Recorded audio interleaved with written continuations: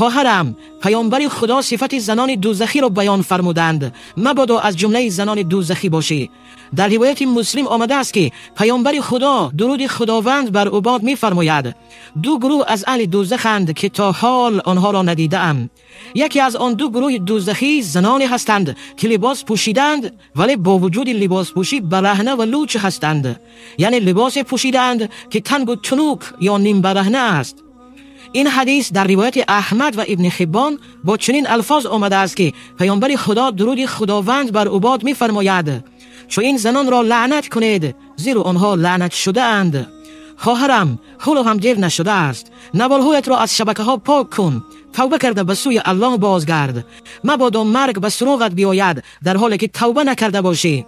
به خاطر دنیای دو روزه آخرتت را برباد مده. مراد ما نصیحت بود و گفتیم، حوالت با خدا کردیم و رفتیم.